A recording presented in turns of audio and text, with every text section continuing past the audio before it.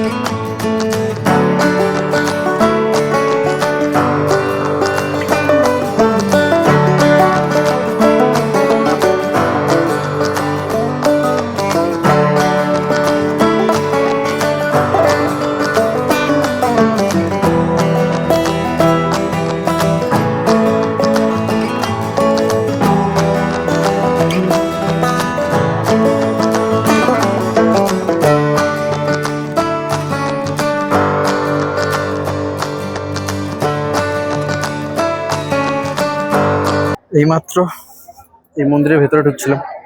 এটাতে এখানে বলা হয় মায়ের মুখ দর্শন, মানে মূর্তি একটা রয়েছে, তো ওটা কি মায়ের মুখ দর্শন হিসেবে সবাই দর্শন করে। বাকি সমস্ত মন্দিরগুলোতে আমি যেমন তোমাদের লুকিয়ে হলেও দর্শন করিয়ে দিই, বাট এখানে খুবই টাইট সিকিউরিটি রয়েছে, যার কারণে ভেতরে লুকিয়েও দর্শন করানোটা খুব ইম্পসিবল, তাই দর্শনটা আর করাতে পারলাম না। তো দেখি মূল গর্ভগৃহের দিকে যেতে পারি কিনা, কারণ সময় তো এখন অনেকটা হয়ে গেছে, প্রায় 3:30 বাজে। তো এই সময় দর্শন পাওয়াটা আমি যতদূর জানি তো ইম্পসিবল। ইম্পসিবলের প্রথম কারণ এখানেই, যেখানে মায়ের দর্শনের জন্য তোমাদের ঘন্টার পর ঘন্টা সময় কোত্থেকে কেটে যাবে তা বুঝতেই পারবে না। এবারে মূল কাহিনী বলি। আসলে অন্যান্য মন্দিরের মতো এই মন্দিরের দর্শন এতটাও সোজা নয়, কারণ এই মন্দিরের দর্শন করতে গেলে আগের থেকেই রেজিস্ট্রেশন করাতে হয়। হ্যাঁ, আর এই রেজিস্ট্রেশন তোমরা করতে পারবে মন্দিরের ডান দিকে, অর্থাৎ একটু ওপর দিকে রয়েছে গভর্নমেন্ট রেজিস্ট্রেশন অফিস। আর তাছাড়াও তোমরা জেনেই থাকবে টাকা পয়সার ব্যাপার তো একটা রয়েছে, যেখানে বেশ কিছু মূল্যের টাকা দিয়ে লাইন দেওয়া যেতে পারে। তারপরেও তোমাদের লাইনে গোটা মন্দির চত্বর ঘুরে ঘুরে, অর্থাৎ কমপক্ষে 5 থেকে 6 ঘন্টা সময় চলে যাবে মায়ের আসল গর্ভগৃহ দর্শনে। তাই সেদিনকে আমাদের কপালে আর জুটলো না গর্ভগৃহের দর্শন। সেই জন্য আমি সাজেস্ট করব, যারা অবভিয়াসলি মায়ের দর্শনের জন্যই যাবে শুধুমাত্র, তারা ওখানেই একদিন আশেপাশে স্টে করে অ্যান্ড রেজিস্ট্রেশন করে অথবা পয়সার বিনিময়ে যাই হোক একটা দিন সময় অবভিয়াসলি দিতে হবে। তারপর গিয়ে পরের দিন মিলবে তোমাদের মায়ের দর্শন। মন্দিরে ঢুকতে এবং বেরোতে দুপাশে অনেক দোকান আছে, অদৃশ্য দোকান, কিন্তু আমি কি নেবো সেটা কিন্তু বুঝতে পারছি না। ফটো নেওয়া যেতে পারে। পয়সা ছোটা মে নেই দাদা? হ্যালো দাদা,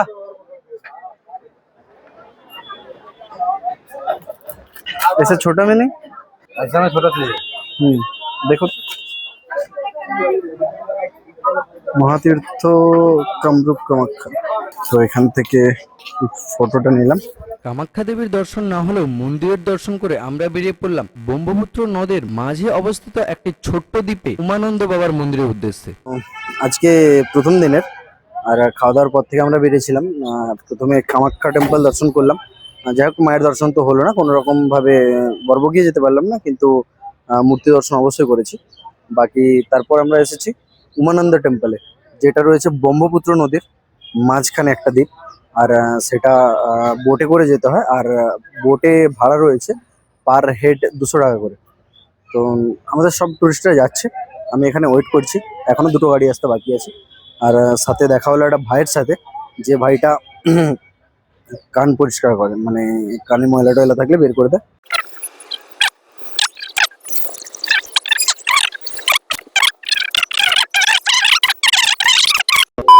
বাকিরাও সবাই আসার পর এবার আমিও চললাম এই নৌকো বা বোটে ওঠার জন্য। এই হলো সেই টিকিট, পার হেড 200 টাকা, যাওয়ার এবং আসার কোনো প্রবলেম নেই, একেবারে একবারই টিকিট কাটলে হয়। আর পুরো বোটটা কিন্তু ডবল ডেকারের, আর দাদারা বললো এখানে ওপরে বসার মতো কোনো চান্স নেই, কারণ আমরা কলকাতাতে যেগুলো চড়ি সেগুলো ওপরেই বসা যায় নর্মালি, কিন্তু এখানে ওপরে বসার জন্য কোনো অ্যালাউ নেই, যা হয় সব নিচের মধ্যে। আর নিচে অবস্থাটা ঠিক এইরকম, এই 1 2 3 4 চারটে লাইন আছে, চারটে লাইনের মধ্যে এরকম ভাবে বসতে হবে। আর অ্যাকচুয়ালি বসার খুব একটা জায়গা নেই, সেই জন্য আমি সামনে দাঁড়িয়ে আছি, কিন্তু ভাই মানতে নারাজ, বলছে এখানে দাঁড়ানো যাবে না, সবাইকে হাওয়া লাগা দরকার, এটা দিয়ে হাওয়া ঢুকবে, আর তাই আমাকে বসতে বলছে। কিন্তু ভাই ভেতরে বসার মতো খুব একটা জায়গা নেই। তবে আমি দাদার জন্য রিকোয়েস্ট করলাম যে ভাই ভিডিওটা বানানোর জন্য কমসে কম এখানে একটু দাঁড়াতে দাও, তাই এখানে একটু দাঁড়ানো। আর হাওয়াটা খুব সুন্দরই লাগছে। চলো দেখা যাক ওদিকে গিয়ে কি আছে না আছে, সেগুলো সবকিছু ভিডিওর মধ্যে দেখতে পাবে।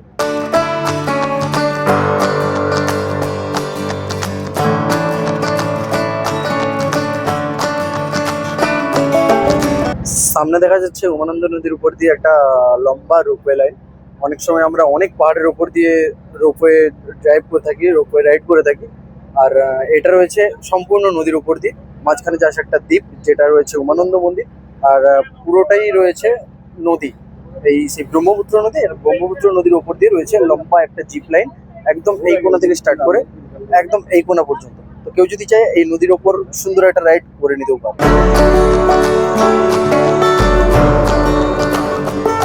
বোট থেকে নেমে এই দ্বীপের ওপর পর্যন্ত পায়ে হেঁটেই উঠতে হবে। সিঁড়ি যে খুব একটা বেশি তা নয়, কিন্তু সিঁড়িগুলো বেশ উঁচু উঁচু, মোটামুটি বেশ খাড়াই।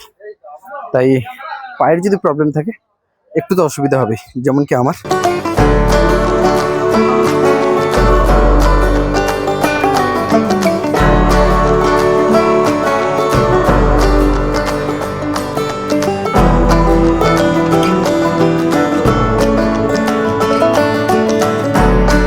মোটামুটি কেউ যদি এই লম্বা লাইন ধরে ভালোভাবে দর্শন করতে চায় তাহলে অনেকটা সময় লেগে যাবে, মানে অনেকটা।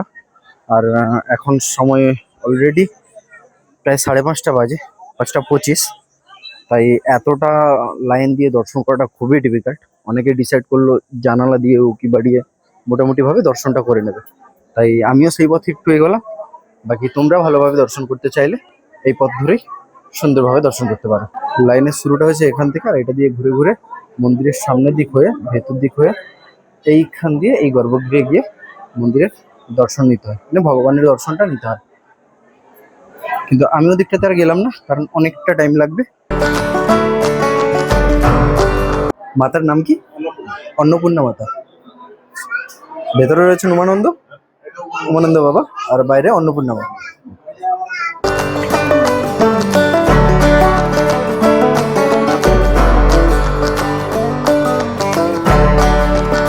কোনো রকম ভাবে এক্সিস্টের রাস্তা থেকে ঢুকেছিলাম, ট্রাই করেছিলাম, কিন্তু দুর্ভাগ্যবশত ভেতরে প্রচুর অন্ধকার, অসম্ভবভাবে অন্ধকার, তাই খুব একটা ভালোভাবে দেখতে পাইনি।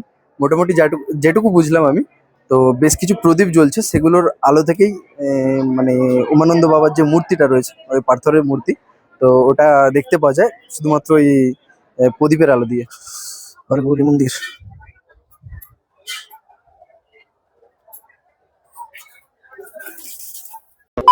এই ছোট্ট একটা দ্বীপ, এই ছোট্ট দ্বীপের পুরোটা জুড়ে রয়েছে এই উমানন্দ টেম্পলটার সাথে আরো ছোটখাটো 2-3টে টেম্পল রয়েছে, মন্দির রয়েছে। আর এখানে আসার জন্য একটাই মাত্র বন্দোবস্ত, যেটা হয়ে গেল ওই ভেসেল বা ওই লঞ্চগুলো। এখানে গভর্নমেন্টেরও ভেসেল চলে, প্লাস প্রাইভেট ভেসেলও চলে। আর প্রাইভেট ভেসেলগুলো ভাড়া আমি দেখালাম 200 টাকা পার টিকিট, আর গভর্নমেন্টগুলো রয়েছে 100 টাকা পার টিকিট, আপ অ্যান্ড ডাউন। গভর্নমেন্টের ভেসেলগুলো চলে 3টে পর্যন্ত, তারপরে কিন্তু বন্ধ হয়ে যায়। এখানকার ওপেনিং টাইমগুলো রয়েছে কিন্তু 5টা পর্যন্ত, বিকেল 5টা পর্যন্ত।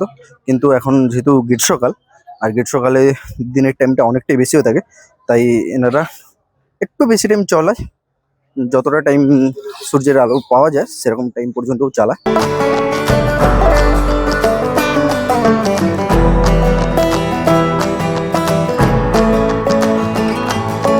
ওই দূরে ভেসেলটা আসছে, আর ওটাকে দেখেই সবাই অপেক্ষা করছে এখানে। আমার সোজাসুজি করে সূর্যটা এখন ডুবছে, অস্ত যাচ্ছে, আর চোখে লাইটটাও পড়ছে, সাথে সাথে গরম প্রচন্ড ভাবে লাগছে। এমনকি মনে হচ্ছে যেন ঠিক পূর্ব মেদিনীপুরেই আছি, খুব গরম, পুরো ঘামে ভেসে যাওয়ার মতো অবস্থা। তো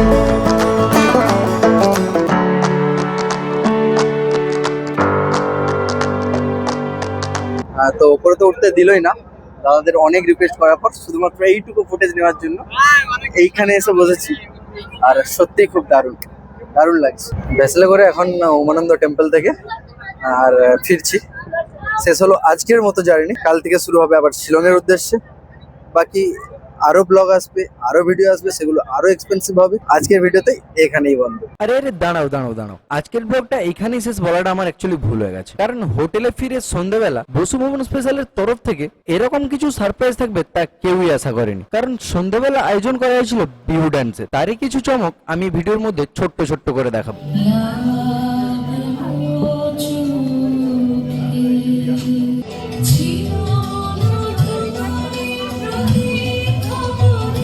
ঠিক স্ন্যাক্স টাইমে এভাবেই চলছিল কিছু নিজেদের নৃত্য, কিছু বিহু শিল্পীদের নৃত্য, আর তারপরেই শুরু হলো সবাই মিলে একসাথে আনন্দ করা অর্থাৎ नाचानाचिर पाला। तो अभी सेम डांस करेंगे हम लोग, तो आप लोग बोर हो जाएंगे। तो हम चाहते हैं कि इस बार आप लोग भी आए हमारे साथ और थोड़ा असम का बिहू एंजॉय कीजिए, थोड़ा बिहू डांस कीजिए हमारे साथ, हम लोगों को भी अच्छा लगेगा।